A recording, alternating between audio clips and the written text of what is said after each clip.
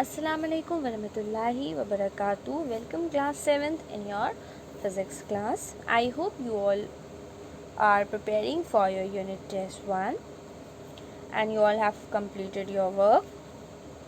Today I am going to teach you a new chapter, that is reflection of light. It is very interesting chapter, so listen it very carefully. Let's start with a puzzle. Your question is, what goes through water without getting wet? What goes through water without getting wet? And the answer is light. Because light can go through water without getting wet. You know, the light is not matter, it's energy, and we are going to be discussing energy. I know you must be knowing these things. These are different sources of light. As you can see here, the sun is the natural source of light, and the bulb and light that we have, these are man-made sources of light. Now, how do you define light? Just now we have talked about that light is a form of energy and it produces the sensation of sight in us. What is light? Light is a form of energy that causes in us the sensation of vision. You all know that when there is more light, you can easily see the trees and surrounding. But when there is less light or no light, it's very difficult to see the things, right? Because we see objects by their reflection of light. For example, when sunlight falls on a flower, the flower reflects the light falling on it in all directions. When this reflected light reaches our eyes, we see the flower. Right? So this is light. What is light? Light is a form of energy and it produces the sensation of sight in us. Okay? Now the question is, does light need a medium to travel? What does this medium mean? All of you need to be clear about this. Medium basically in physics or science means material. So the question is, does light needs material to travel? And the answer is no. Light does not need a medium to travel. What is the proof of that? We know that light can even travel through vacuum. You know that the sunlight which is coming to the earth, the large part of it is traveling the vacuum only. When it reaches the earth, it enters the atmosphere. So remember, light does not need medium to travel and light travels in a straight line. And this property of light traveling in a straight line is called rectilinear propagation of light.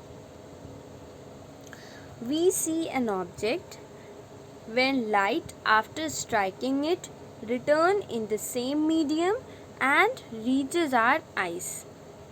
Okay, like when we see our image, when we look into a mirror, we see our image in it. The image is formed when light reflected by us strikes the surface of mirror and after striking it return and reaches our eyes. So this is how we see any object. Now, what is reflection of light? Reflection of light is defined as the bouncing back of light rays after hitting the surface. Let's understand this with a simple example. So, a most common surface is a mirror. right? The most common surface is a mirror for reflection of light. So we know that when light falls on the mirror, it bounces back off the mirror. Just like a wall, just like a ball bouncing back on the wall. Similarly, light hits the mirror and bounces back after hitting the mirror. This is the meaning of reflection of light. So what is reflection of light? Bouncing back of light rays after hitting a surface. Okay? Or you can say that reflection is the phenomena of bouncing back of light in the same medium in which it is traveling when it falls on a surface. Now, an object that reflects light is known as reflector of light. Okay. Now, we know the mirror can reflect the light. Now the question is, does the piece of paper can reflect the light? What do you think? Piece of paper can reflect the light? Answer is yes. Paper, book, even you and me, we all are reflectors of light.